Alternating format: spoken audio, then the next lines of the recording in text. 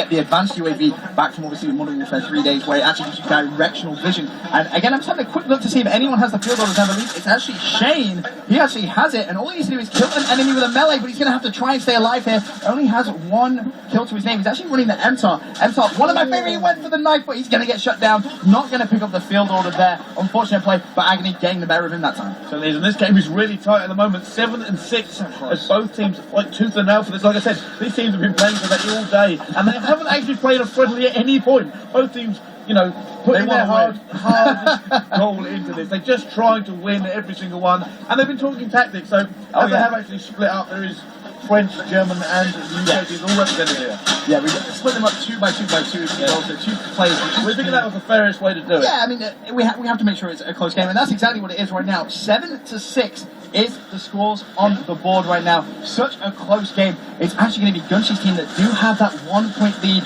And you know what? We haven't seen much of Gunshi. He's a player I want to watch because this time last year, on stream, I remember Gunshi playing so well. I know exactly what you mean. He actually has the MTAR there, and the interesting thing about the MTAR is last Modern Warfare we believe it was actually an assault rifle. Now it's SMG, and it plays exactly like that. It is a powerful SMG. A lot of these players are preferring it here as well. We need to actually talk about the second skill. You can talk about Riley. Riley, the guard dog. Riley the dog. He's awesome. I mean, and Shane right now, he's actually just played SATCOM down. He's actually going to get tagged up. Can he pick up the kill? That's the question. Yes, he can. 1 kill away now from picking up the guard dog, aka we all know and love him as Riley. And let me tell you, Riley is such a strong. Can he get it? Yes, he can. But unfortunately, he dropped the field order. He didn't manage to get it. You see it on the screen there. Field order has been failed, but he has called in Riley. Now, there's something really cool, actually, about Riley. Well, yeah, that does help, yeah, but when you're running around the map, if you happen to miss someone, Riley sees him, he's going to let you know. He's going to bark. So immediately you know someone is in the vicinity, and, you know, if you're lucky, Riley's going to go maul him to death. If not, you can pick up the kill yourself. Right now, it's a really useful kill streak, actually, because not only is it a little bit hard to take Riley down, but because he's guarding your back, it's an instant kill. Riley is an instant kill. He's just killing you and just killing you straight away. And you see there he killed the dog. And an interesting thing there as well is if you snipe Riley, he'll fall down. Yeah, it's actually a I did this earlier. I was like, oh no, the dog's coming. Shot him the sniper. He falls down and then gets back up. It takes more than one sniper bullet to kill him. Yes. It's a cool animation as well when he drops. But, you know, everything about Riley. I was nervous. I was backpedaling. You with the pistol, like, get away from me, dog. One thing we haven't mentioned either is the Juggernaut Maniac. The most fun. We haven't seen it in the most recent games. The pros, they keep messing up the care packages, something that obviously they're not used to. Oh, that was hilarious this morning. A lot of the pros were not used to. 3 on the map and no one picked them up. They're not used to throwing care packages. They just kept throwing over maps, under ledges. I can't get to this score streak, and when I do, I throw off the map. Well, nice objective base play there coming from Shane. You saw him actually cap the point, and that's exactly what happens. You teleport back to your own spawn, and as you can see, a timer is placed on the enemy's base, because you don't want, 2, 3 players running off that. You can't have 6 players go in and instantly get 6 more. But I mean, it's happened a few times. I saw earlier on that 2 players went for it at the same time. One went in, the other was left in no man's land. So I've now got to wait 10 seconds before I can do anything. Well, Shane playing quite well at this point. I'll be honest, 16 and 17. But all importantly, 4 caps. And when a game is 11 to 9 with 2 minutes 30, those caps are crucial. So Shane just showing us exactly why he's considered one of the best objective-based players in the world. But we'll have a look at someone we haven't seen much of. We'll go back to Gataga. He's currently 16 and 17 there. He's going to pick up another cap. So he's actually going to put his team just 1 point away. Playing very well at this point, Bryce. Certainly is. Now, interesting enough, the tactical grenade he has is the 9-bang. Usually have Pelly. It's not a flashbang, it's a 9-bang. And this works with the longer you hold it down, the more flashbangs will actually come out of it. Now, you can hold it down for the full, I believe it's 4 seconds, and it will actually give a mild EMP off as well. Yes, and it's something that we've seen a lot of people experimenting with. How long are they going to hold it down? I mean, we saw Gataga there, just throw it and run, and he actually managed to flashbang. It's just a flashbang. Exactly, and he's actually managed to pick up a kill there as well. So Gataga, he's 1 kill away from picking up Riley. Has a SATCOM as well. He could actually opt to put that down. That's exactly what he's going to do. Picks up 100 points there as well. Is he going to try and cap the point? Yes, he is. He just dives straight onto it. That's not only going to put his team 1 point away, he's also picked up Riley. Now, the question with 1 minute 28, if Gataga starts playing aggressively, we could see a Juggernaut Maniac. Certainly so. Is he going to call it in? It would be great to have him guarding his back at the moment as he does. Can he pick up? No! Gunshi shoves him down. He's not going to be happy about that either. And this is going to be really close to the wire at the moment. Both teams great defender. He had to make that one. Can he just take another kill? Well, he's tagged him up. He has to support 20, but now he sneaks in. The jukes are real. And with 1 minute 5 left, Brycey, that cap could be the winning cap. You can see Gataga and his team 2 points away, 59 seconds left. This now is where they need to make sure after every spawn, they cycle back, make sure they're not giving away any points. And if they work together, they can easily come back into this. There you see the 9-bang being thrown. Can he pick up the kill? Yes, he can. There's the briefcase as well. Riley in support, kill an enemy while prone, but more importantly right now, he needs to jump on that point. Now, this is the thing about Blitz, right? Capture the flag, you get to that flag, you then got to get it all the way home, you become a target. If you can get into this goal, you're home safe. That's why this is so high scoring at the moment. 14 to 13, because players know they can get there and dodge a few shots, they're home safe. 28 seconds left. We're still on board with Gataga. He can actually get the point. He's going to die. Actually, doesn't manage to get it. He didn't get it. Close. Huge kill comes in from Broken. And that is an unreal kill because with 17 seconds left, they are not going to have the time to cap those 2 points. And Broken with one of the most clutch kills we've seen here today at Gamescom. 16 to 13 is going to be the final score. Sensational plays. And you can see Gunnerly from Killerfish here with your final kill using the MTAR. A fantastic game from these European pro players. But for now, we're going to go back to Graham on the floor. Well, there you go. You wanted drama, you wanted action, and you wanted world exclusives, and you got it all there. But that was about as close as it could be, Mark, right? That was a fantastic game. Back and forth, watching players use the map and, really take advantage of it for that game mode. So that's the first time we're seeing Chasm gameplay anywhere, right here on Xbox Live. Tell us a wee bit more about that map and what players should look for when they get hands-on with Call of Duty Ghosts. Well, specifically for Blitz, that map has a lot of alternate routes, a lot of sort of hidden routes. And actually, one of the things I noticed that the players didn't do is actually use the underground route that much. So there's a lot more to that map that even these guys have a ways to go before they're perfect at it. And that mode, Blitz, as well. I've got to say, I love that rock and roll knee slide into the objective there. That's quality. Style. So that looks like a really fast game mode, but there's a ton of strategy involved there as well, right? Yeah, there really is. I mean, it starts off with a very simple idea, and, what I think people are going to realize is there's a lot more to it. There's a lot more to the strategy, a lot more to the teamwork, and to deciding who's kind of defending, who's on offense. And we're going to see successful teams, especially competitively, really working the map and working the offense-defense strategy. All right, thanks, Mark. We're going to hand back to Larry, who's with one of the MVPs from that match. Graham, thank you. Mark, thank you. Listen, I'm here with Broken. Big kill at the end there. How's that map feel? I feel great. It was a big kill out of ammo. Yeah, Still managed to get that kill. A lot going on there. I mean, how are the maps feeling? How's your team feeling about the maps and the communication and the pathways? We just try to block every area as much as we can, and had some strategy. Was a lot of some explosive on the zone and some radar to see where they're coming from, and from now it's working well.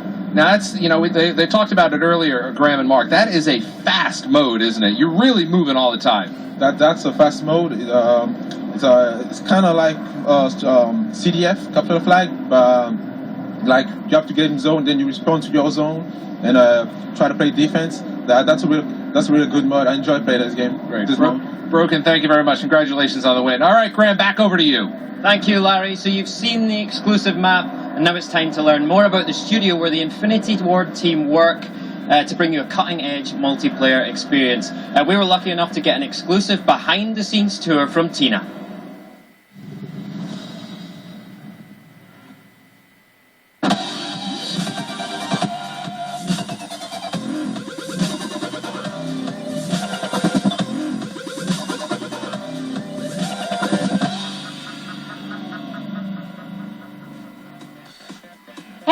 I'm here in the Infinity Ward lobby in Los Angeles to give you an exclusive look behind the scenes. So if you take a look at my scooter, this is how we usually get around. So let's take a look.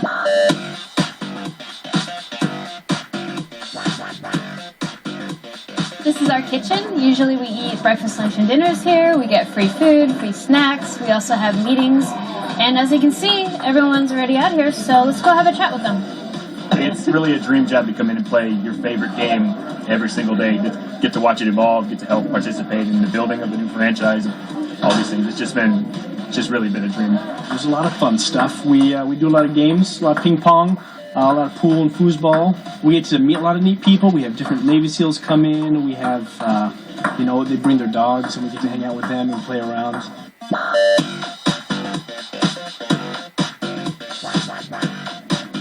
Hey, Pete. Tina? How's it going? Can you tell us what focus testing is all about? Sure. So today we have a random person to bring in, usually fans we meet on the street, what people we know from referrals. They come and play the game, tell us what they think. So today we have an 18-year-old playing the game. He's a big player of all kind of first-person shooters, and we're just sitting here watching him do a pretty honest and organic perspective of what he thinks of the game by just watching him play. That's kind of cool. And if they're into it and they want to come and play, it really, really helps. So this is Joe. Can you tell the fans what you do? I'm the one of the multiplayer designers, and I'm working on weapons specifically. What's your favorite weapon? My favorite weapon is the Honey Badger. It's a new assault rifle that we have. It's default to silenced. It's got a lot of kick, but really clean iron sights. It's fantastic. Why did you guys decide to put in a built-in silencer for that weapon? We wanted to have some of the weapons have kind of unique traits so that they essentially get like an extra attachment. So one of the things that we've done is give weapons, 3 of the weapons have built-in silencers, so you don't have to add something to your barrel. You can spend that attachment on other things like a new scope or a new mod for your gun. That's cool. And what about dual render? I know you guys were talking about that a lot. So our sniper rifles, we have a new way that we're doing it. Before we used to do this full screen black overlay. The whole gun would disappear, you couldn't see it. Now we're actually keeping the scope up on screen, and we're doing different FOV levels when you're inside and outside the scope. So we're actually rendering inside the new model of the gun. And so it gives you a much more immersive, much more visceral feel. You don't leave the game when you snipe. Well, the first thing you'll notice about our studios is that we don't have cubicles necessarily, but we do have office spaces. So to my right and left, you'll see that we have the rigging department, art and animation, and we also have whiteboard roles, which is really unique to our studio, and we love to write notes. The artists love to draw different characters, and they'll grab inspiration and they'll write it on the wall so they don't forget. And, it's a really cool place to work. I mean, we can just shut the door and play loud music whenever we want, and we really enjoy it.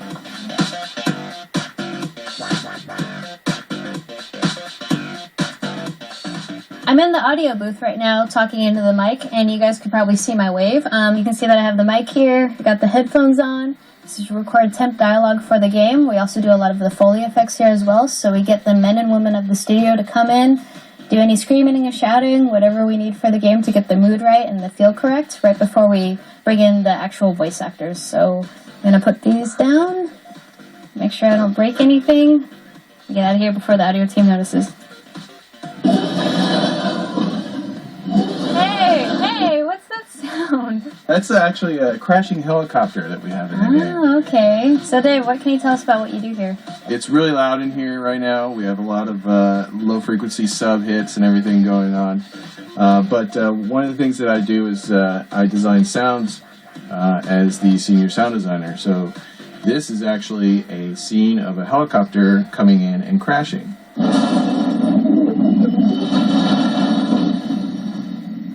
So one of the things we actually do is we use animal elements sometimes in things that we really want to have sort of an organic feel or an attacking type of feel. So elements like this. How many layers is this right now? This is probably close to 20 layers or so. Wow, just to make that whole sequence. Yeah, just that whole sequence. Well, that's it. I hope you enjoyed the tour, and I can't wait for you guys to play Call of Duty Ghosts. See you later.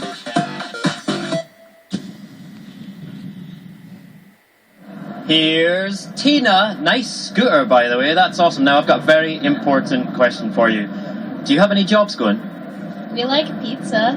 Well, I can definitely handle that. That's no problem at all. No, but honestly, if you go to the infinityward.com website, you'll see the jobs there. Listen to that. That is the sound of 1,000,000 keyboards entering a URL in. Fantastic. All right. Tina, you've been watching the questions come in on the hashtag as well, yeah? What are you seeing? Oh, a lot of people are asking about, kill streaks and stuff, so I can't wait till we can answer them. All right, cool. Well, let's get to that very soon. But every year, Call of Duty raises the bar on gameplay and graphics, but one of the most important elements of the experience is audio. Larry caught up with the Turtle Beach guys who've been working to bring you the best in-game experience ever when Call of Duty Ghosts launches this November.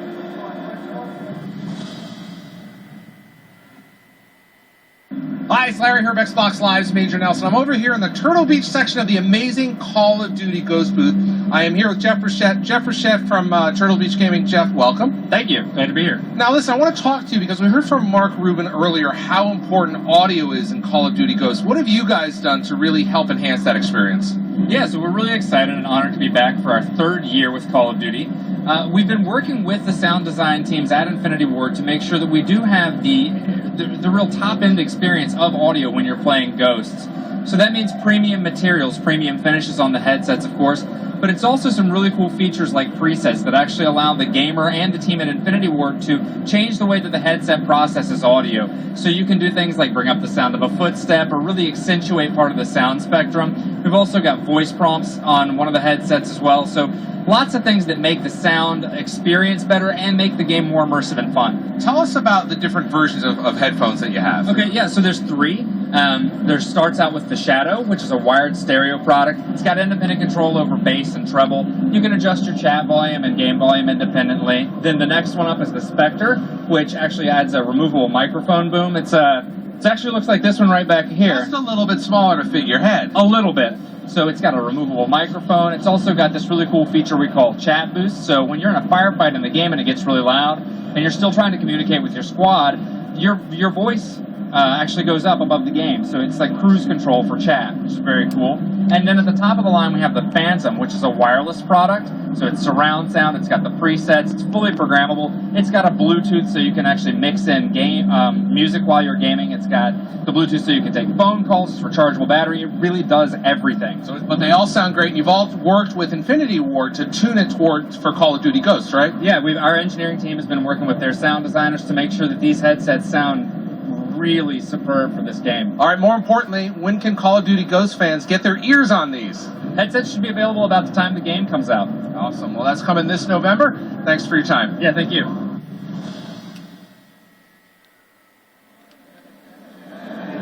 So I'm assuming those headphones in the background aren't actual size, but they do look like serious business. Thank you, Larry. Right, Tina, you've been pulling all the questions off the Twitter there. The Twitter? Yeah, cool. On the hashtag GhostsMP. Keep those tweets coming in with that hashtag GhostsMP. We've got the questions here. Right, so first up from the Masher. This one's for you, Tina. Will Riot Shields be coming back? Yes, they will, and we have a new design as well, so I can't wait till people see them. Excellent. All right, good stuff. Next up, one for you, Mark, from M Santos 136. How will the Prestige system work?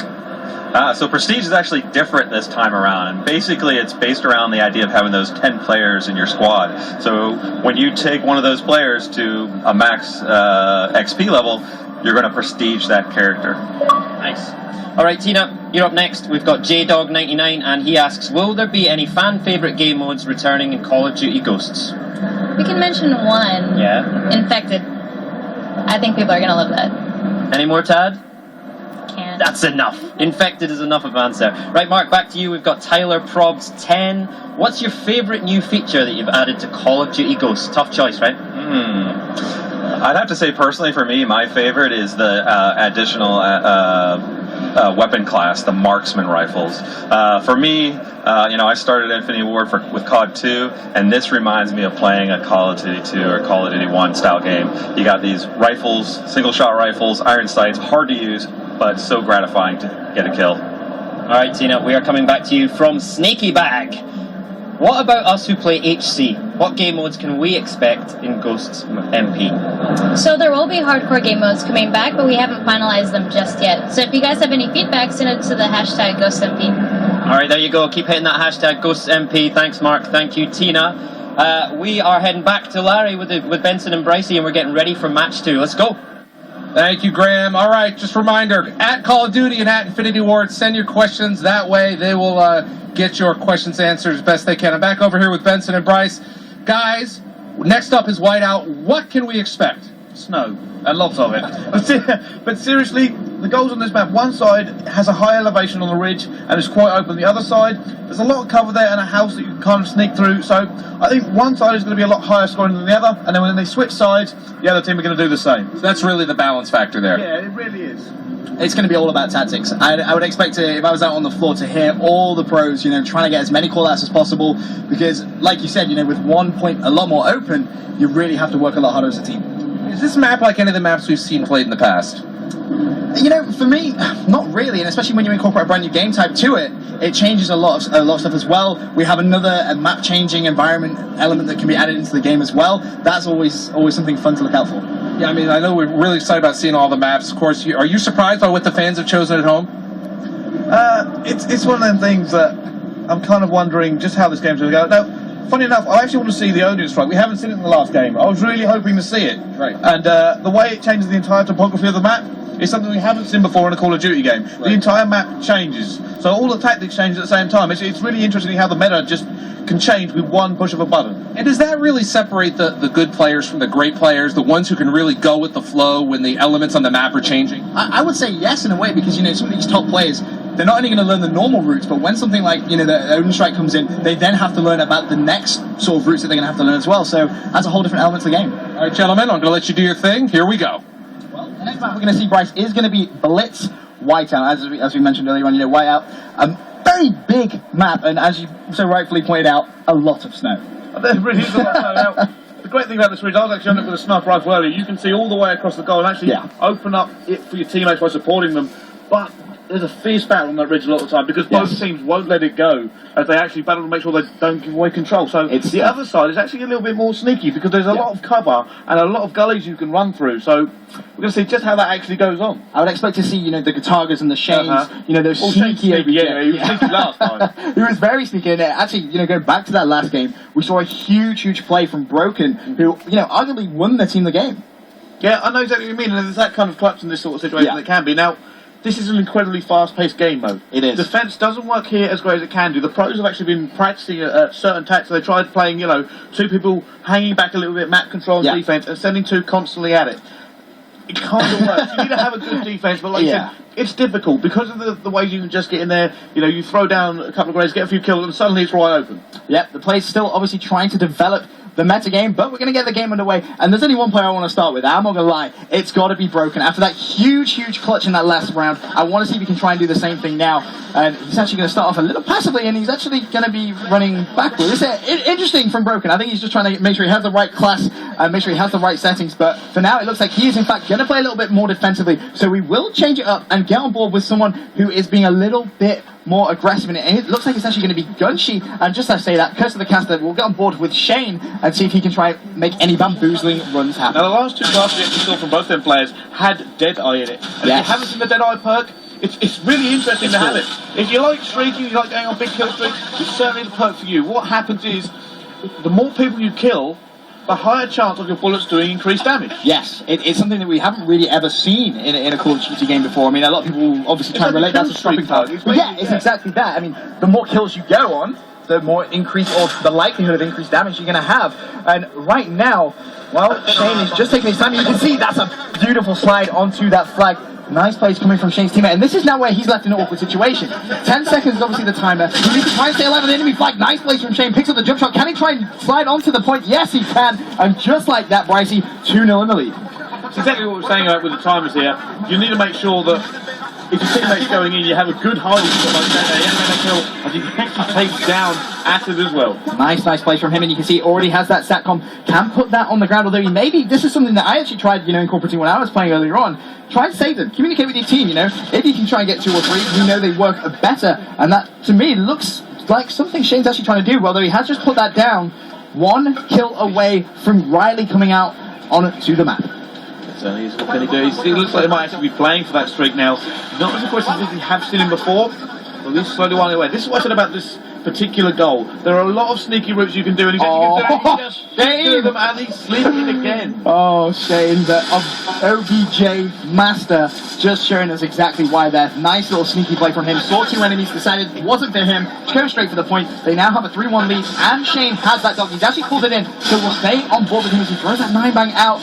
That didn't actually connect. In fact, there's the hit marker, so Azox is going to know there's someone around there, and Shane on the hunt. He's very, very close towards that Juggernaut Maniac. We didn't see one last game. I'm hoping we see one this game. I also want to see an Odin strike as well, just to show the people at home just how much that changes the map like this.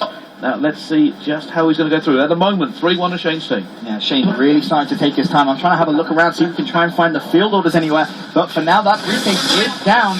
No one yet had it, but Shane playing so well. 4-1, 2 caps. It looks like he's actually going to get... Oh, that ball from Shane. He connects with the cap. That's why it rewards you to be aggressive. You can just get in there before they can shoot you. Exactly. So frustrating. It's so difficult. And with the new metagame of having to have someone play defensively on this game mode, it's so tough because that shot is a very, very difficult shot to make because it's not like there's a delay. It's you get on there, you cap the point, you teleport away. It most certainly is. He's rewarded for taking a risk. No, that's the way he's doing. Sneaky man. I mean, there is a sack in front of it. It isn't his, so he must know that they know where he is. Oh, it doesn't matter if he takes him down. It goes once again. That's 4. He hasn't even tried. He's just catching them over and over again. Away when he's can he get the turn on? That would have been a real play from Shane. Decided he had to back off there. And that's a smart decision. 1 kill away from the Juggernaut Maniac. Now, and the way the Juggernaut Maniac works is once you get it, it's basically a care package. You throw it on the floor, you pick it up, and if you're going to get the Juggernaut Maniac, it's question hit marker. No! The kill comes in. It was actually Gataga's Riley. So, Shane, I'm sorry, bro. You just got Riley. Oh, that was so good. Well, I actually want to see. I mean, Shane's sneaky anywhere. Keep unlimited sprint at the guy that's incredibly hard to take down. I think he should just keep capping for days. Well, we'll have a look at Rox. He currently has the field orders. All he needs to do is kill an enemy with an explosive as we go down to the last 1 minute 8 seconds of the first round. He's currently just trying to get out of there. But look at his inventory right now. No explosives to his use. Look at the score as well. Very one-sided this half.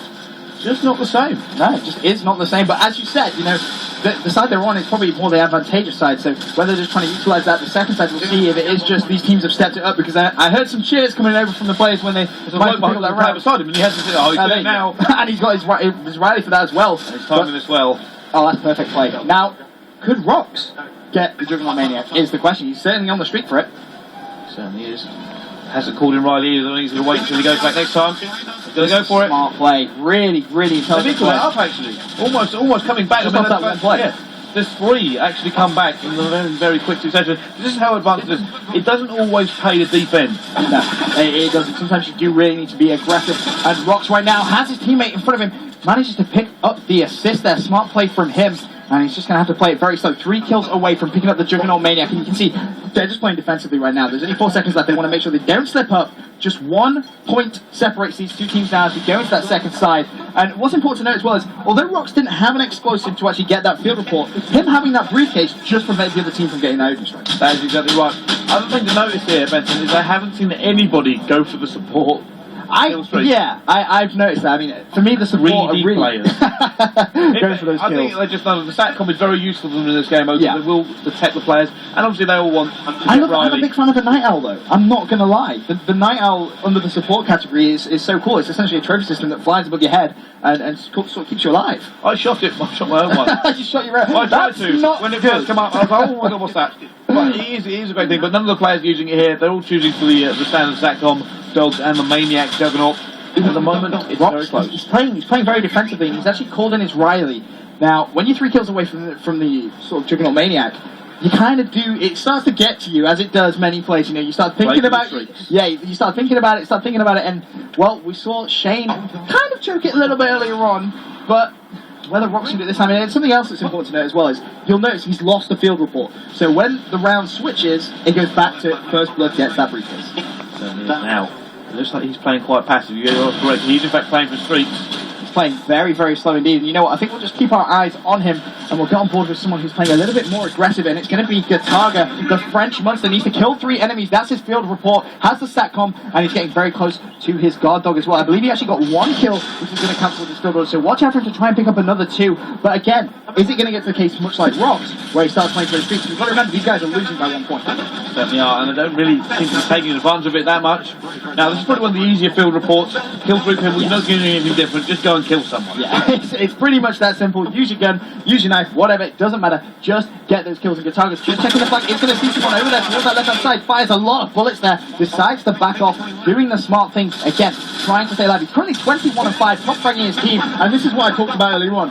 He's he's back. This looks like this is going to be his game for any of you competitive fans out there. Oh, certainly so. And it's kind of interesting. He's gone for the suppressor at the moment, being very sneaky, making sure he doesn't die, and you can see that in his scores.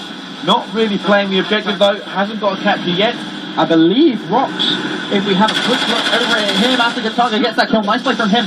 Yep, he's got the Juggernaut Maniac. One of my favourite streaks on the whole game. He's currently 11-9. Now, let's just sort of, you know, it's a nightmare. It's a nightmare in a streak, because you can see there it's so hard to take down. Wow. And he's just knifing players. And can he get the point? Yes, he can. And he stays alive. The easiest way of taking down the Juggernaut Maniac, shoot them in the face. It really is. Yes, that's exactly it is. Yeah. And we did see earlier on, some of the players didn't know this when they first come against it, and the guy was just running around killing everything. Yeah. Until they actually worked out easiest way to take this guy down is shoot him in the head. And here's a cool little nip tip for any of you guys out there that are thinking, you know what, I'm going to run this streak. Oh, he just got destroyed there. That's unfortunate. But what I was going to say is, when you have that Juggernaut Maniac out, you actually have Throwing Knives. Not a lot of people know that. You didn't know that. I can see. You actually have. I only got it once, and I was just running around stabbing people. It's a lot of fun to do, I won't lie. But you do actually have Throwing Knives at your disposal as well. So if you do get sort of in that tight situation, you can always throw one of those out. But right now, back in the game, 2 minutes 3 remaining, 7-5 is the scores on the scores. Now, Gataga will have a quick look at him. Did he manage to pick up those streaks? No, it doesn't look like he actually managed to do so. As you can see, oh, actually, I tell a lie. That was it, but he's been taken down from behind. And that, I believe, was that the strike? I think it was. And someone got it. Someone has just picked that up, I believe. I'm not entirely sure. I believe it was actually stolen from him. And I think it may have already been called in there. This is really, really cool what it does on this map. It can be different on every single map. Now, on this one, it's a giant satellite that falls from the sky and causes a massive sort of EMP/radar jammer over at the other side of the map. Oh, just taken down there. Field orders will fail for him as well. Look how tight this game is. It's actually even right up as the sides of switch. 8-6 at the moment. It does seem like it's going to be Swanee's team that is actually going to be taking the lead on this one. Well, I want to have a quick look at Shane. He currently has 5 captures staying top of his team for now, and he's getting very close. The enemy base goes to the hip fire, shuts down. Shane has 5 out of the 6 caps. That just shows you how much of an objective-based player he really is. And how much his team aren't doing the objective in fairness. Yeah. I mean, you look at the other team there, the team with Gataga on. 28-8 Gataga. What more can you say about that? Not an awful lot. He also has now got that objective work as well. So he's doing just monstering for his team. He really is. And Shane trying to get his team back into the game. He shuts down Gataga. Very nice play coming from him. Now the question is, can he try and make some plays on the objective? Unfortunately, he's not going to be able to. He gets shut down. Having a quick look across. Is there anyone in a position? Well, Broken. Let's have a look at him. He's trying to go around the flank. Has the support of a teammate. 27 seconds left, Bryce. If they're going to come back into this game, they need to get on that point right now. I completely agree with you. This is what I said, actually. This goal a lot harder to get to. Actually takes him down with the silenced pistol. He's going to go for it. There's 2 of his teammates. He capped it. He capped it, but did die. So it's going to be 8-7. 11 seconds left. I think it was his teammate who was behind him that capped it. I think he died before he got in. Oh, that's unfortunate. I'm just having a quick look. It doesn't look like there's going to be anyone else in a position to cap it. And that is going to be the end of the game. 8-7. What a sensational game of Call of Duty. Oh, it really was. What incredible. I believe that actually ties the score up at 1-1. It does, actually. Yeah, it does. I believe it.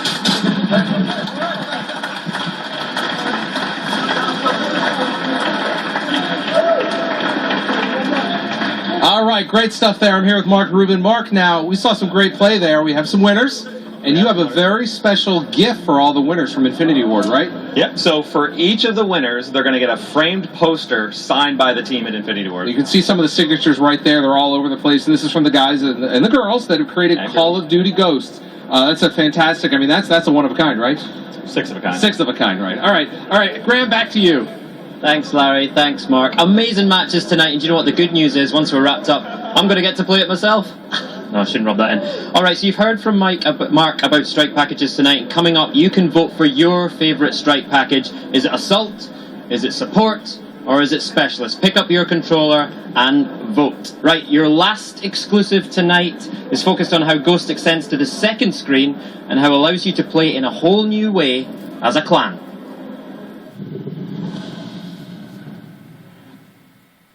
I'm here with John Linden. John, your team is working on the Call of Duty app. Really exciting news for Call of Duty players. Tell us what it has. Yeah, so we're really excited this year. We have a lot of functionality that we're adding to this app. So we've worked very closely with Infinity Ward, and we built a a mobile experience that really extends the game. We really kind of have divided it into really 3 main areas, I guess. The first one is really around a companion app experience. So we've really taken the best features of Elite in the past, the things that were very popular, and pulled that in. So things like stats and being able to see your clans, and we really kind of extended that into a lot of new functionality. The second piece is really more around a second screen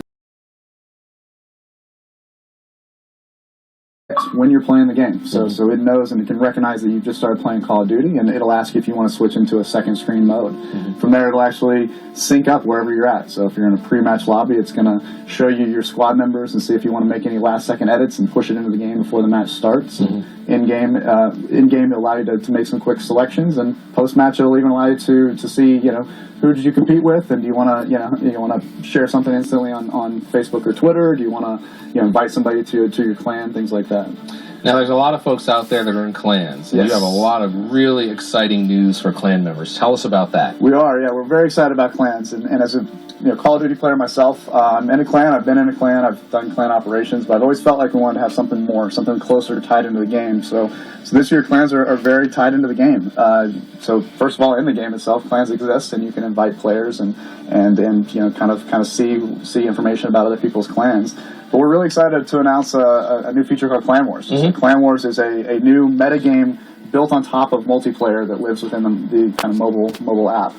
So from there, basically, there's a new map every month. You have different locations that are tied to different game modes in the game. And from there, as a team, you're matched up against 7 or 8 other clans and a similar skill set and size. And you're able to kind of strategically go after these different game modes. And as you capture territories in Clan Wars, it'll unlock in-game rewards in the actual multiplayer itself. So might be experience bonuses or things like that tied to that game mode that you can unlock. And as long as you hold that territory in Clan Wars, you have that in multiplayer as well. So this is actually a layer of a game that sits on top of the regular game. Certainly clans are competing online in the regular Call of Duty matches, but then it's being pushed out to this experience so they can kind of bring the game out of the game. Is that a good way to say it? Essentially, yeah. It really allows you to play. Allows the experience to happen 24/7, and so you don't always have to play with your clan. Every win that you do as an individual player contributes towards your clan. So it's really running all the time. It's a 24/7 battle that's occurring against these other clans. And at the end of 2 weeks, the clan with the most points wins the war, and essentially will unlock exclusive items in the game. Tell us what platforms the Call of Duty app will be available on. So the app is really available on pretty much all the major mobile platforms. So iOS on both the phone and tablet, Android, as well as Windows Mobile and Windows Tablet. So we're excited to get this out to the hands of pretty much all the major mobile platforms. Great. Well, thank you very much, John. Thank you.